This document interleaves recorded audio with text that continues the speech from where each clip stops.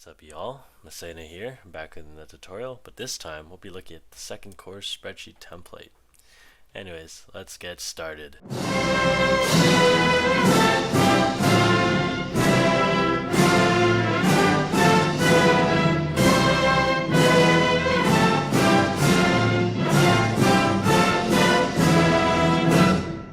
Alright, so you open the spreadsheet that I've just distributed, or the spreadsheet template, and you're like, oh my god, Masséna, what is all this? It's huge. First of all, that's what she said. Second of all, fret not. Masséna here will explain it to you all in perfect English. Alright, so on the first page, well, I actually already set this up, my bad. Regiment staff, there we go. On the first page, you'll see your regiment staff page. For the sake of this video, let's just say this is the 16E spreadsheet that we want to be editing. So first up is the regiment name up here. You want to change it to, I don't know, 16E Regiment Infantry. Oh god, I can't spell this. Leisure. There we go, I think that's correct. And obviously these ranks can be customized to whatever rank the person is. For example, colonel can be changed to colonel, colonel on second can be changed to colonel, major on second can be changed to major, Sue lieutenant can be changed to lieutenant, etc., etc. You'll put their usernames in these columns, these secondary columns here beside the abbreviations, except this one. These ones in the corner are meant to be empty. The only ones you're filling out are the ones to the right of the abbreviations. Anyways, moving on. Down here, you want to rename this to, well, I mean, you could keep it as regiment staff. Yeah, let's keep it as regiment staff. Moving on to the next page, we have the very first spreadsheet. This is your company spreadsheets. So let's just say, well, the 16E is light infantry, so one of their companies will be voltigeurs. Let's put voltigeurs there. Let's rename this at the bottom to voltigeurs.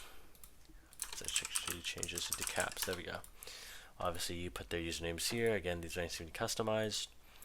However, when it comes to adding more slots for rankers to fill up, say you want to add 10 more soldats, but this conscript one is in the way. Well, the way you solve this is, say you add in 15 more lines. You want to change this, or you want to copy this bottom line first, and is that correct?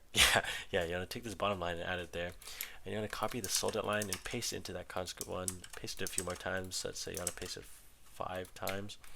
Copy the soldat one, you paste, and there's one last slot. Copy paste into there. Now you have a bunch of soldat open slots. Try not to have too many blank spaces, as it can make your spreadsheet get kind of long. Yeah, that's it for that. Actually, yeah, that's about it. Oh, these points here, I'm gonna say use event points and leadership points, because it just makes your life 10 times easier instead of having different points for training points, raid points, and then I don't know, extra points or whatever. Let's just say event points and leadership points. This will be the same for the entirety of the Deuxième course. Actually, I'm going to change the spreadsheet so it's universally like that. So event points go here, leadership points go here. You just add, let's say, 24 event points and 23 leadership points. It automatically puts the sum here. In terms of demerits, demerits are more like a strike system, so you can just keep on accumulating there. They aren't meant to be subtracted, or sorry, they aren't meant to subtract from your total points. That's why I put them off to the right here. They're more like a strike system, so you can keep track of how many quote-unquote strikes someone has. Moving on to the next page. Oh, actually, first of all, before we do that, for each company you want to duplicate this. It'll say copy of voltigeurs. Let's just rename it to chasseurs. We go to this one, chasseurs, and same thing for this one. Again, you want to duplicate one more time because there will be a third company, but to save time, let's just not do that today. Anyways, delete that because this is just a template. Let's rename this back to company 1. Company 1. Alright, regiment key. Here we go. This may look confusing to you at first glance, but don't worry, half of this you won't even touch. These ones are just the description of the rank and their abbreviation, so you don't even need to touch those. Here we go. Here's the points and explanations.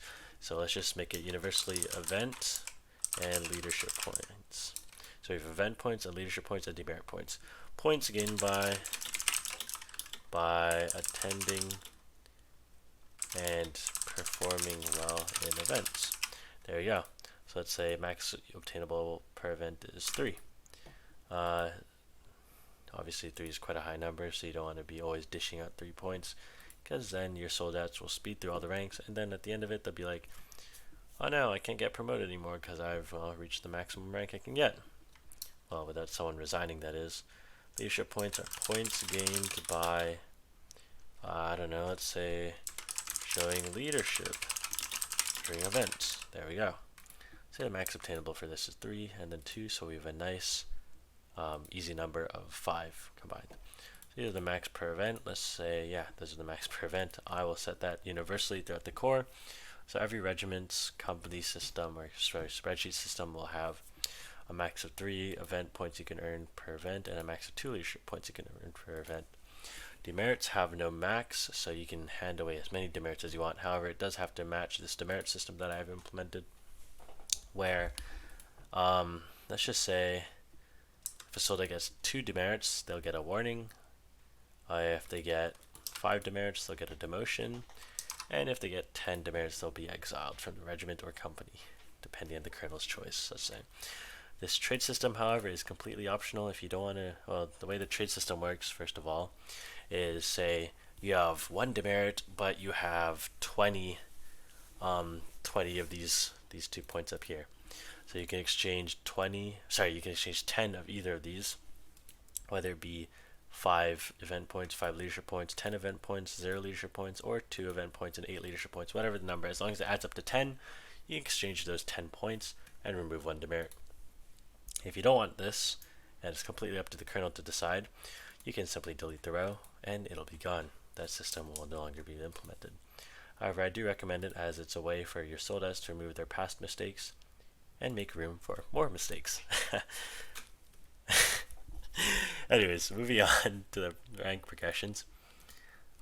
This is just to entail how many points you need to be promoted per rank.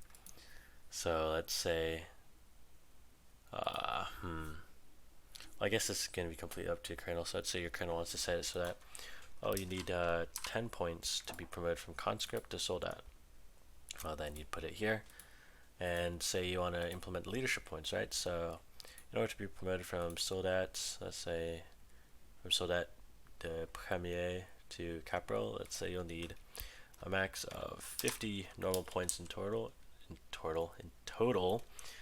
and you'll need 15 leadership points to go with that. So you'll need 50 points in total, and 15 of those points must be leadership points in order for said person to receive a promotion. This is a solid number. I like it. However, it's completely customizable per regiment. Again, if you don't want the rank of sergeant and sergeant major, since you only allowed 2 of them to be accessible by points, then you can just say, I don't know, handpicked and handpicked. I don't know if handpicked is 2 words or not, but anyways, you can do it like that. This means that it is not possible for a caporal to progress into the rank of sergeant without being handpicked by, obviously, by these staff members. Now, the problem with this, or actually, not really problem. The only thing with this is that you're only allowed 2 sergeants, and you're only allowed. What was it again? You're only allowed 2 sergeants in total. So it could be 1 sergeant major, 1 sergeant, or 2 sergeant majors and 0 sergeants, or 2 sergeants and 0 sergeant majors, etc., etc. The sergeant major is essentially just the senior version of sergeant. So it's a nice little reward for your NCOs. Oh, speaking of NCOs, if we go back to the regiment staff sheet here, there's only 1 adjutant sous-officier per regiment. So that's why I put him here, because he is below all the lieutenants. However, he's the regiment chief NCO, which means he is overlooking all the NCOs, aka the 6 sergeants in the regiment.